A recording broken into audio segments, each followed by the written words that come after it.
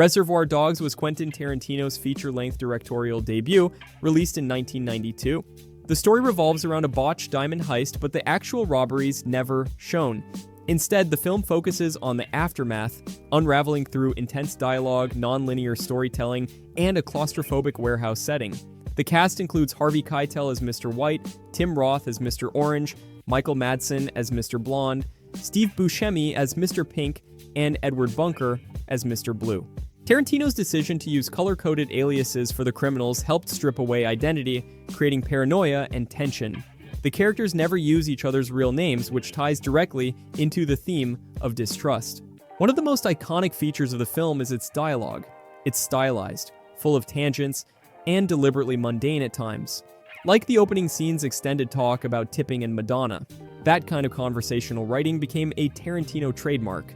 The film's structure jumps back and forth, offering flashbacks that slowly reveal each character's backstory and relationship to the job. This keeps viewers guessing about who's the rat. The budget was about $1.5 million. Tarantino initially planned to shoot it for $30,000, but Harvey Keitel came on board as both actor and co-producer, which significantly expanded the film's reach and quality. Most of the movie takes place in one location, the warehouse, which helped keep costs down and focus the tension. The infamous torture scene, where Mr. Blonde dances to Stuck in the Middle with You while mutilating a cop, was controversial and became one of the most discussed scenes of the decade. Interestingly, the camera moves away when the ear is cut off, leaving the violence to the imagination, but audiences still reported feeling queasy. That speaks to how well the mood was built. The nonlinear structure was influenced by Stanley Kubrick's The Killing and Jean Godard's Band of Outsiders. Tarantino borrowed narrative elements while still creating something original. The script is loaded with references to other films and pop culture. He even included nods to his own fictional universe, like the mention of Alabama, a character that shows up in True Romance, which he also wrote. Tim Roth's Mr. Orange delivers a fictional story about a drug deal that mirrors real events in the film, showing how deep undercover work blurs truth and performance. The police commode story scene is a turning point in the film's psychological structure. Buscemi's Mr. Pink survives the shootout, which is left ambiguous, but the sound design suggests he's captured or killed off-screen. The film ends in chaos, true to its themes of betrayal and consequences. Reservoir Dogs premiered at Sundance and divided critics, but it quickly gained cult status. It helped redefine indie filmmaking in the early 90s and positioned Tarantino as a fresh, risky voice in cinema. Pulp Fiction. Pulp Fiction was released in 1994 and directed by Quentin Tarantino, with a script co-written by Roger Avary. The film's structure is non-linear, with scenes presented out of order and timelines weaving through three main interlocking stories. It stars John Travolta as Vincent Vega, Samuel L. Jackson as Jules Winfield, Uma Thurman as Mia Wallace, Bruce Willis as Butch Coolidge, Ving Rhames as Marcellus Wallace, and Harvey Keitel as Winston Wolfe. Tim Roth and Amanda Plummer play a couple of low-level robbers in the diner segments. Each segment focuses on crime, consequence, and redemption through stylized dialogue and unexpected narrative choices. Travolta's character is a hitman working for Marcellus Wallace alongside Jackson's Jules. Their interactions range from philosophical arguments about foot massages to full-on life-and-death standoffs. Jules' sudden decision to quit the business after surviving a shooting ties into the film's exploration of fate versus choice. The film's dialogue is casual but calculated, built around everyday topics delivered with criminal confidence. It became instantly recognizable and endlessly quoted. The famous scene of Vincent taking Mia out involves the Jack Rabbit Slim's restaurant, complete with a dance contest that has become one of the most iconic sequences in modern film. The adrenaline shot scene, where Vincent revives Mia after she overdoses, was shot in reverse motion to safely depict the moment the needle enters her chest. Butch's story adds a completely different tone. As a boxer paid to throw a fight, he double-crosses Marcellus, then gets caught up in one of the most brutal and surreal segments of the movie. The pawn shop basement sequence includes off-screen violence and twisted characters that push boundaries for mainstream cinema in the mid-90s. The film was made for about $8.5 million and grossed over $200 million worldwide. Tarantino used the money he earned from selling True Romance to help fund it. Miramax distributed the movie, which helped launch the studio's reputation as a powerhouse for edgy, director-driven projects. The soundtrack, assembled without an original score, featured tracks from the 1960s and 1970s like Miserlou and Girl You'll Be a Woman Soon, and played a massive role in setting the tone. Songs weren't background noise, they were integral to the atmosphere. Pulp Fiction won the Palme d'Or at Cannes and was nominated for 7 Academy Awards, including Best Picture. It won for Best Original Screenplay. Its influence was so massive that it sparked a wave of copycat films throughout the rest of the decade, many trying to emulate its blend of casual dialogue, sudden violence, and nonlinear structure. The mysterious briefcase, glowing gold when opened, is never explained, which only added to the film's mythos. Tarantino later confirmed it was designed to be deliberately ambiguous. Chronologically, the last scene in the film is actually one of the earliest in the story's timeline, showing Jules choosing to walk away from his life of crime. By the way, if you guys want to subscribe, I'm going to start posting a lot here. Thanks! Anyways, Jackie Brown. Jackie Brown was released in 1997 and is the only Quentin Tarantino film adapted from another writer's work. It's based on Elmore Leonard's novel Rum Punch, and Tarantino shifted the story's location from Florida to Los Angeles. Pam Grier plays Jackie Brown, a flight attendant caught smuggling money for a gun runner named Ordell Robbie, played by Samuel L. Jackson. The cast also includes Robert Forster as Max Cherry, Robert De Niro as Louis Gara, Bridget Fonda as Melanie, and Michael Keaton as ATF agent Ray Nicolette. Tarantino tailored the role of Jackie specifically for Pam Grier, drawing on her past as a blaxploitation star, giving the film a throwback tone without turning it into parody. Unlike Tarantino's earlier work, this one moves with patience and builds tension through long, quiet scenes. Jackie is older, experienced, and smart, which flips the usual femme fatale stereotype. She plays Ordell, the ATF, and everyone around her to gain freedom and money. The story revolves around a large cash exchange at the Del Amo Mall, and that sequence is told multiple times from different perspectives. It's a slow burn plot that focuses more on strategy than shock. The film cost about $12 million to make and earned over $70 million worldwide. While that's smaller than Pulp Fiction's box office haul, it was critically praised for its mature storytelling and complex characters. Tarantino shifted tone intentionally, going for emotional depth rather than stylized chaos. Robert Forster's Max Cherry adds to that grounded tone. His quiet chemistry with Jackie becomes the heart of the film. The moment he realizes she's outsmarted everyone but still gives him a choice to walk away is understated but powerful. Forster was nominated for an Academy Award for Best Supporting Actor. The film has minimal violence compared to Tarantino's earlier work. There's no drawn-out gunfight or explosive climax. Instead, deaths happen suddenly, like Louis shooting Melanie after a brief argument or Ordell getting gunned down in Max's office. They're fast, realistic, and carry weight because of how long the film builds up to them. Tarantino's direction is more restrained here, using static shots and longer takes instead of flashy editing or camera movement. The dialogue still carries his signature rhythm, but it's delivered by older, wearier characters who've lived real lives, not cartoon gangsters. The soundtrack leans heavily on soul and funk with tracks from the Delphonics, Bobby Womack, and Bill Withers. Jackie plays the Delphonics' Didn't I Blow Your Mind This Time on cassette, and that becomes Max's emotional hook. The music's not just background, it reveals the characters' inner lives. Tarantino used it to create mood without relying on visuals alone. The film's timeline is linear except for the mall sequence, and even that's done for clarity, not to confuse the viewer. Jackie Brown stands out in Tarantino's filmography because it's character-driven, focused, and built around emotion more than spectacle. It's quieter, but just as sharp. Kill Bill Volume 1. Kill Bill Volume 1 came out in 2003 and was originally meant to be a single film, but Tarantino split it into 2 parts due to the length. The story follows a former assassin, known only as the Bride, played by Uma Thurman. After being left for dead by her old team, she wakes from a 40-year coma and goes on a revenge spree. The team that betrayed her is called the Deadly Viper Assassination Squad, and each member has a code name. The Bride's is Black Mamba. Volume 1 focuses on her journey to eliminate 2 members, Vernita Green and O-Ren Ichi.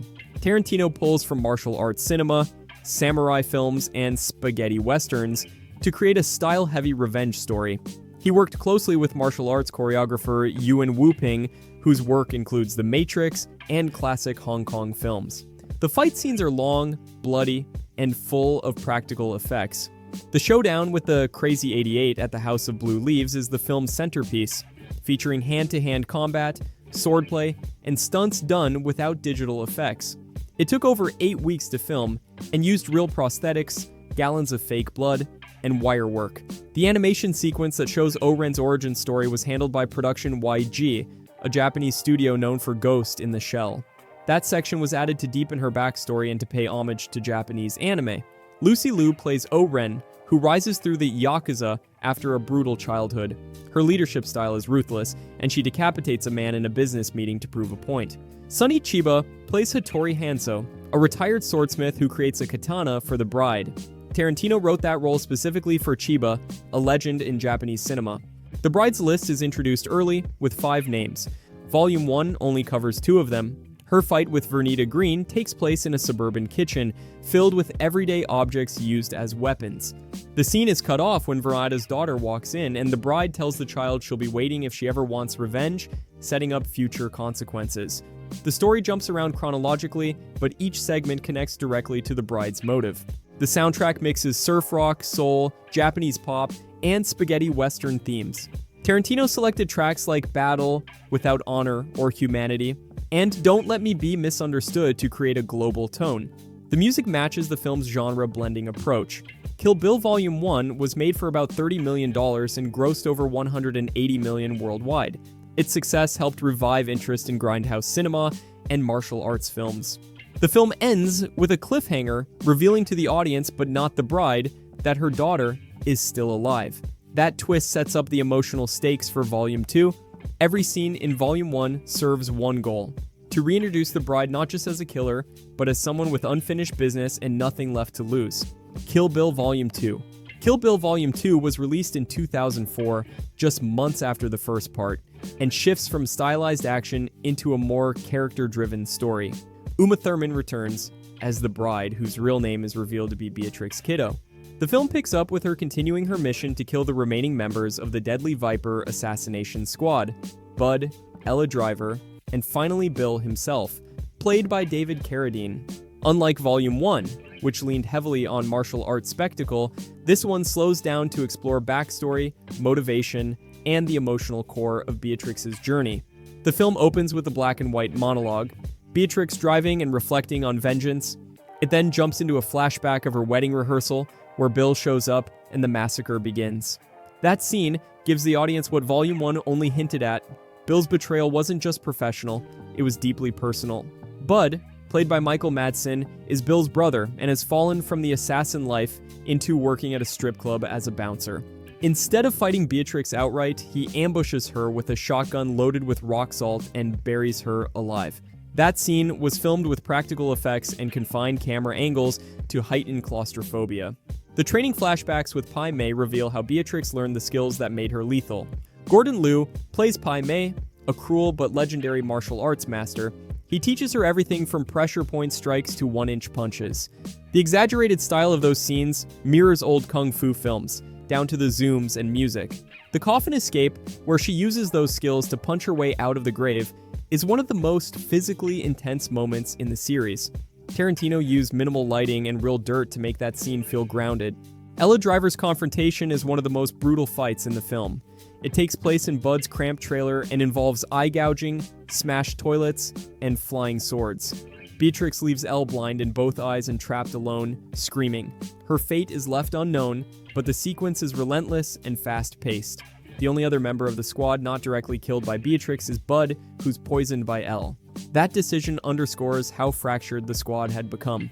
The final confrontation with Bill avoids spectacle entirely. It's a long conversation full of emotional tension. Bill uses comic book metaphors, particularly about Superman, to explain how he sees Beatrix. He knows she was never meant to live a normal life, and that their daughter, BB, is the only reason she walked away from the assassin world. The 5-point palm exploding heart technique, taught to Beatrix by Pai Mei, ends the film. She used it to kill Bill, who accepts his fate and walks 5 steps before collapsing. Volume 2 cost about $30 million like the first, and brought in nearly $150 million worldwide. It completes the arc of revenge, but it also reframes it as a path toward motherhood and identity. Death Proof. Death Proof came out in 2007 as part of the Grindhouse double feature, alongside Robert Rodriguez's Planet Terror.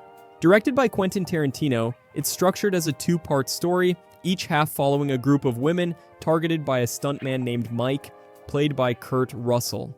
The film leans hard into exploitation cinema aesthetics using intentional film grain, jump cuts, and missing reels to recreate the feel of low-budget 70s thrillers. It opens with a group of women in Austin, Texas, including characters played by Sydney Tamia Poitier, Vanessa Ferlito, Jordan Ladd, and Rose McGowan. Mike is a former Hollywood stunt double who's turned into a sadistic killer, using his customized stunt car as a weapon. His car is death-proof, meaning it's built to keep him safe during crashes, but only if he's in the driver's seat. He stalks the women across bars and diners, lures them into trusting him, then uses his car to murder them. The crash that kills the first group of women is shot in slow motion from multiple angles, each showing exactly how they die, reinforcing the brutality instead of shying away from it. The second half shifts to a new group of women in Tennessee. This group includes Rosario Dawson, Tracy Toms, Mary Elizabeth Winstead, and Zoe Bell, who plays herself. Bell, a real-life stunt performer who's worked with Tarantino before, performs her own stunts throughout the film. The extended highway chase scene between her and Mike was done almost entirely without CGI, relying on real cars, drivers, and practical effects. That includes the iconic ship's mast stunt, where Zoe is strapped to the hood of a speeding Dodge Challenger while Mike tries to ram them off the road. Unlike the first group, these women fight back. After surviving the chase, they turn the tables on Mike, chasing him down and eventually beating him to death. That reversal flips the slasher formula, where the villain typically outlasts everyone. Here, the final scene ends with a freeze frame of the women standing over Mike's broken body. No fade out, no denouement, just a sudden, full stop. Tarantino filled the film with deliberate references to old grindhouse cinema, including fake trailers, vintage title cards, and sound design mimicking damaged reels. The soundtrack pulls from obscure rock, funk, and spaghetti western scores, including tracks by Ennio Morricone and April March. The cars are just as important as the characters. The black Nova, the white Challenger, and the yellow Mustang all tie back to iconic movie vehicles from films like Vanishing Point and Dirty Mary, Crazy Larry. Death Proof cost about $30 million but earned less than that during its initial run. It was the least commercially successful film of Tarantino's career, though it's gained a cult following. The film's focus on real stunts, long dialogue scenes, and a deliberate throwback style made it stand out, even among Tarantino's other genre experiments. Inglourious Basterds. Inglourious Basterds was released in 2009 and marked a return to large-scale storytelling for Tarantino. It's set during World War II in Nazi-occupied France and follows multiple intersecting storylines built around revenge, propaganda, and deception. The film opens with Colonel Hans Landa, played by Christoph Waltz, interrogating a French dairy farmer suspected of hiding Jews. That scene is long, quiet, and full of escalating tension. It ends with a massacre except for one girl who escapes, Shosanna Dreyfus, played by Melanie Lauren. The film then shifts to a group of Jewish American soldiers known as the Bastards. Led by Lieutenant Aldo Raine, played by Brad Pitt, they're tasked with spreading fear through guerrilla tactics, primarily by brutally killing and scalping Nazis. Their names include Donnie Donowitz, known as the Bear Jew, Sergeant Hugo Stiglitz, and Corporal Wilhelm Wicke. The group operates in small units and never follows military protocol. Their main goal is psychological warfare, making them a myth among German troops. Tarantino structured the film into 5 chapters. Each one uses a different cinematic tone, from westerns to noir to war epics. The film's core events take place at a Parisian cinema owned by Shosanna. She's reinvented herself under a new identity and is planning her own act of vengeance. A German war hero, Friedrich Zoller, played by Daniel Bruhl, becomes obsessed with her and convinces Joseph Goebbels to premiere his propaganda film, Nation's Pride, at her theater. Hitler himself is scheduled to attend. Meanwhile, the Bastards learn about the event through British intelligence. Lieutenant Archie Hicox, a film critic turned soldier, is sent with a team that includes German actress and double agent Bridget von Hammersmark. The bar scene in the cellar is one of the most tense moments, ending in a violent shootout after Hicox gives himself away with a hand gesture. That entire sequence is built around subtle details and miscommunication. It's also one of the few scenes in the film shot mostly in German. Landa becomes the link between the storylines. He uncovers von Hammersmark's betrayal and captures the Bastards. But instead of killing them, he negotiates a surrender to the Allies in exchange for immunity, property, and a fabricated military record. He's portrayed as charming and cunning, but deeply opportunistic. Christoph Waltz's performance won the Academy Award for Best Supporting Actor. The film's climax involves two overlapping assassination plots. Shosanna plans to burn the cinema down during the premiere, and the bastards plan to blow it up. Neither group knows about the other. The theater goes up in flames, the doors are locked, and Hitler, along with most of the Nazi high command, is killed. It's a complete rewriting of history, with Tarantino using film itself as the weapon. The explosion, gunfire, and Shosanna's projected image combine to create a surreal, operatic ending. Inglourious Basterds cost about $70 million and earned over $320 million globally. It was nominated for 8 Academy Awards and won 1. It remains one of Tarantino's most ambitious and layered films. Django Unchained. Django Unchained was released in 2012 and is Tarantino's take on the spaghetti western, mixed with brutal antebellum America. Jamie Foxx stars as Django, a slave-turned-bounty hunter who teams up with Dr. King Schultz. Played by Christoph Waltz, Schultz is a German dentist-turned-bounty hunter who frees Django because he can identify the Brittle brothers, 3 overseers with bounties on their heads. After helping Schultz find them, Django becomes his partner. Their bond forms the core of the film's first half, with Schultz teaching Django how to shoot and how to think like a free man. Set in 1858, the film jumps across the South, showing everything from snowy plains to hot plantations. They eventually target Calvin Candy, played by Leonardo DiCaprio, a sadistic plantation owner who forces enslaved men to fight to the death in what's called mandingo fighting. Django and Schultz pose as slavers wanting to buy one of these fighters, but their real goal is to rescue Django's wife, Broomhilda, played by Kerry Washington, who's being held at Candy's plantation, Candyland. Candy's plantation is opulent and grotesque, full of excess and brutality. DiCaprio's performance leans into the villainy, especially during a dinner scene where he delivers a monologue about skulls and phrenology. That scene almost didn't make it to film because DiCaprio actually injured his hand smashing a glass, but kept going. The take was used in the final cut. The character Steven, played by Samuel L. Jackson, is Candy's head house slave.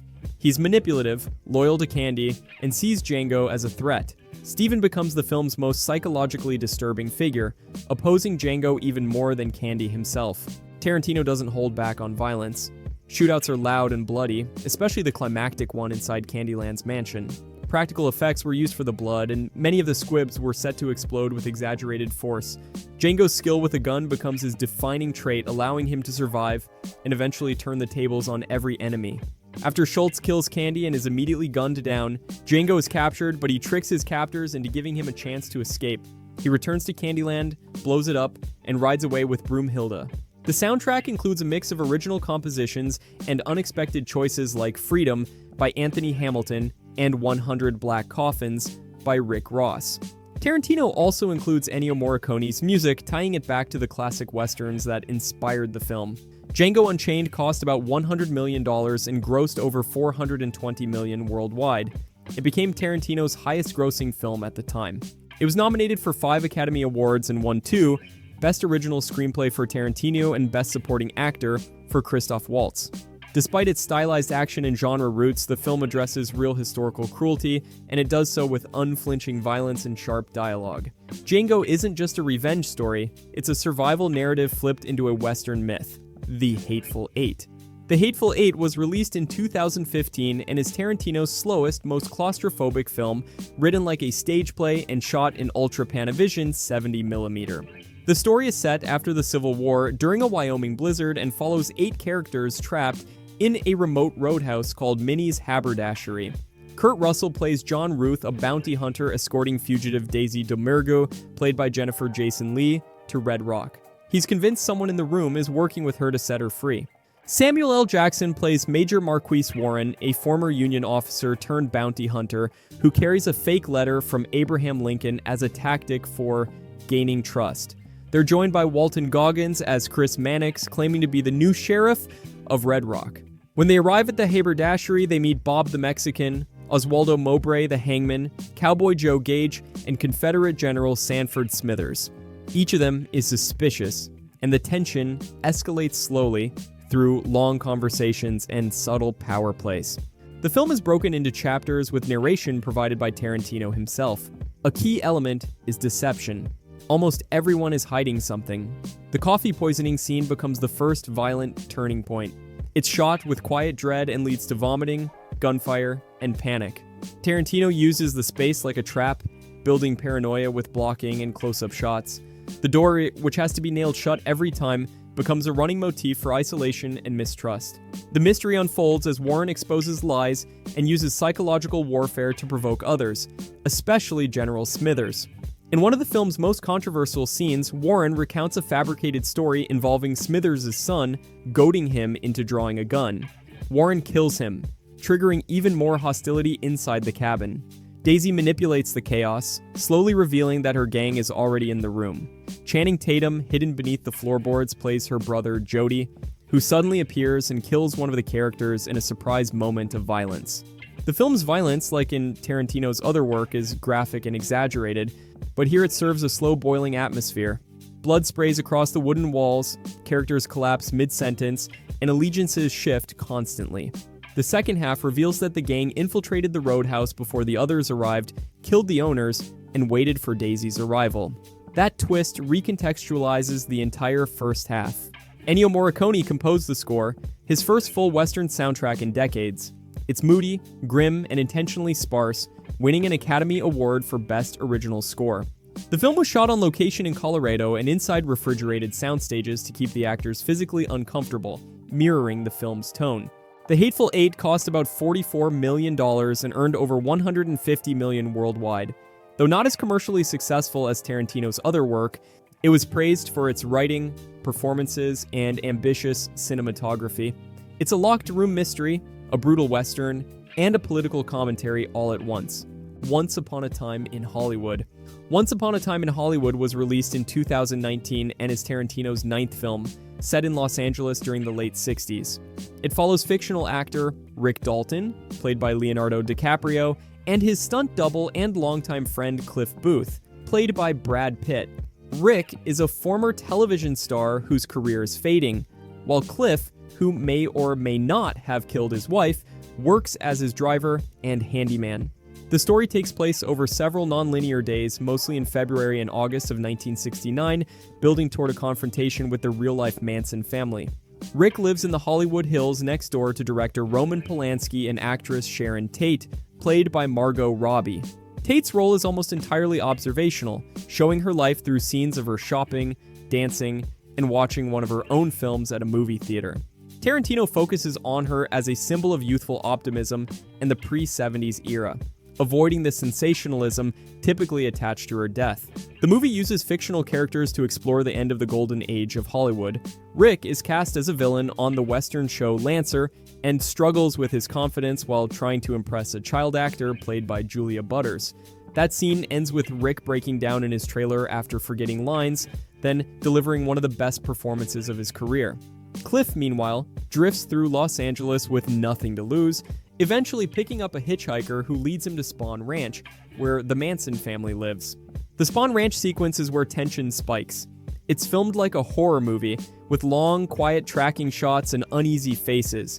Cliff confronts the Manson followers and insists on seeing the ranch owner, George Spahn, who's alive but manipulated.